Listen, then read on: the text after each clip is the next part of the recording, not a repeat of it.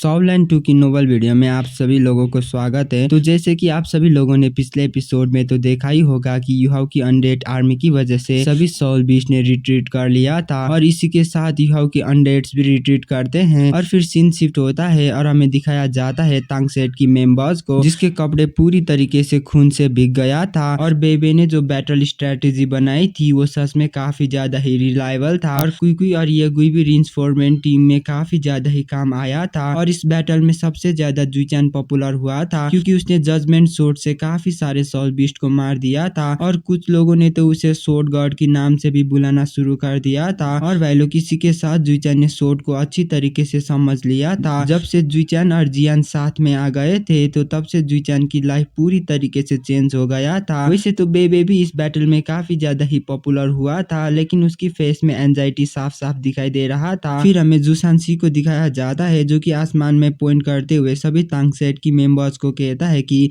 वहां पे देखो वो क्या है। जुसानसी की इस बात को सुनकर सभी लोग वहीं पे देखने लगते हैं जहां पे जुसानसी ने पॉइंट किया था और उन्हें वहां पे किसी की शैडो दिखाई देती है जो कि आसमान में उड़ रहा था और वो जो शैडो थी वो बिना सोल टूल्स के आसमान में उड़ रहा था और वो शैडो देखते ही देखते सिटी वॉल में आता है और उसके आसपास में ग्रीन फ्लेम्स थी जो कि सेरेक सिटी की निशानी है और इसका मतलब ये है कि वो पर्सन सेरेक के लिए कोई भी खतरा नहीं है। और जब तांगसेट की मेंबर्स उस शैडो को देख रहे थे तो उस शैडो सडनली तांगसेट की मेंबर्स के ही पास में आकर लैंड करता है और अगर बात किया जाए तो वहाँ पे रात होने की वजह से वहाँ पे काफी अंधेरा था, इसलिए उस पर्सन की फिगर अभी भी अनक्लियर थी। वैसे तो तांगसेट की मेंबर काफी ज्यादा ही थक गए थे, लेकिन जब उन लोगों ने उस फिगर को देखा था तो वो लोग अपने आप को रोक ही नहीं पाते हैं और वो लोग खुश होते हुए उसी शैडो की तरफ काफी तेजी में बढ़ने लगते हैं और वो लोग उस शैडो की तरफ बढ़ते हुए युहाव का नाम ले रहा था। और भाई लोग उन लोगों के चेहरे को देखकर हमें साफ साफ पता चलता है कि वो लोग युहाव को वहाँ पे देखकर कितना ज्यादा खुश है। और अगर बात किया जाए तो इस टाइम में युहाव की पावर काफी ज्यादा ही बढ़ गया था। वैसे तो इस बात पे कोई भी शक नहीं था कि युहाव अभी सबसे ज्यादा पावरफुल है क्योंकि उसने 7 लाख कल्टीवेशन वाली इविल आई टायरेंट किंग की सामने से ही बचकर भाग आया है, इसीलिए हम इमेजिन तो कर ही सकते हैं कि युहाव अभी कितना ज्यादा पावरफुल हो गया है। और फिर हमें दिखाया जाता है युहाव को जिसकी आंखें में आंसू निकलना शुरू हो गया था। जब वो अपने दोस्तों को इस हालात में देखता है तो उसकी आंखों से अपने आप ही आंसू बहने लगता है। फिर युहाव रोते हुए कहता है कि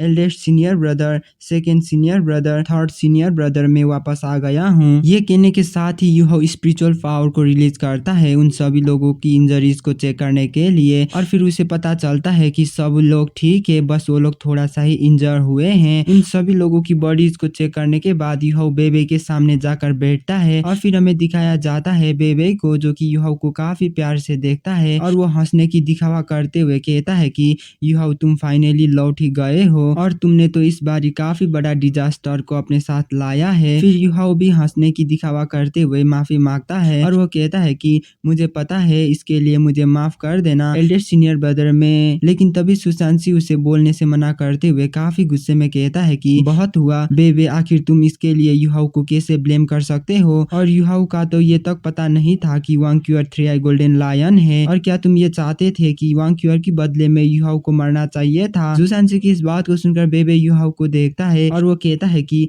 युहाव तुम्हें यहाँ पे नहीं आना चाहिए था, सोल बीस्ट अभी भी यहीं पे है और क्या तुमने नहीं सोचा था तुम्हारी लौटने से सेरेक और तांगसेट दोनों के लिए काफी ज्यादा ही परेशानी आ सकती है। बेबे की इस बात को सुनकर युहाव आसमान को देखता है और वो आसमान को देखते हुए कहता है कि क्या एल्डर जुआन लॉ ने बीस्ट गडिटियन को सील करके रखा है और देखकर ऐसा लगता है कि सोल बीस्ट की ये वार जल्दी ही खत्म होने वाली है। युहाव की इस बात को सुनकर बेबे कहता है कि बस एल्डर जुआन लॉ ने ही नहीं बल्कि हमारा एंसेस्टर भी वहाँ पे है। एंसेस्टर की इस नाम को सुनकर युहाव काफी हैरान हो गया था और वो काफी इमोशनल होते हुए कहता है कि क्या आप ये कह रहे हैं कि वहाँ पे हमारे टीचर भी आ गए हैं। ये कहने के साथ ही युहाव अचानक से स्पिरिचुअल पावर को रिलीज कर देता है जो कि काफी स्ट्रांग था और युहाव की इतना खतरनाक स्पिरिचुअल पावर को फील करके बेबे काफी हैरान हो गया था और वो काफी हैरानी से कहता है कि तुम्हारी स्पिरिचुअल पावर। लेकिन तभी युहाव बेबे को हड़बड़ाते हुए पूछता है कि क्या आपने अभी कहा कि बीस्ट गडिटियन को टीचर ने सील करके रखा है। युहाव की इस बात को सुनकर बेबे नोट करता है और वो जवाब देते हुए कहता है कि वैसे तो टीचर पहले ही मर गए थे, लेकिन उन्होंने अपनी स्पिरिट को गोल्डन ट्री में सील करके रखा था। जब सोल बीस्ट और डिटियन ने सेरेक सिटी में अटैक कर दिया था तो टीचर यहाँ पे आ गए हमें बचाने के लिए और उन्होंने 20 गॉड डिटियन को सील कर दिया। बेबे की इस बात को सुनकर युहाव जमीन में नील फील करता है और वो काफी इमोशनल होते हुए रोने लगता है और देखकर ऐसा लग रहा था कि उसकी सारी दिल की दर्द गायब हो गई हो। लेकिन अचानक वहाँ पे आसमान में काफी बड़ा ब्लास्ट होता है और वहाँ से दो गोल्डन फिगर सेपरेट होते हैं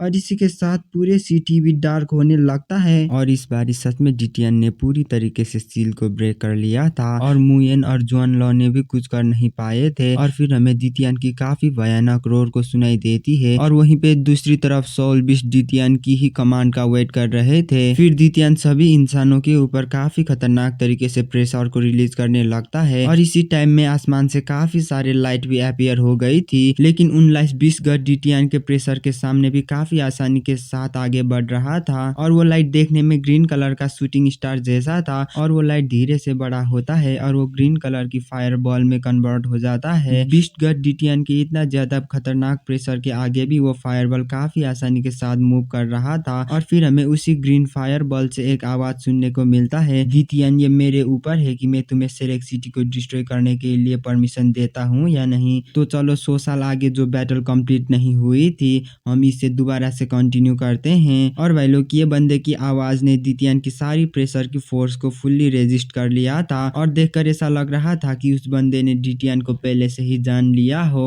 और इसी के साथ हमारा ये वाला एपिसोड यहीं पे खत्म होता है। अगर आपको वीडियो पसंद आया है तो प्लीज लाइक कर देना।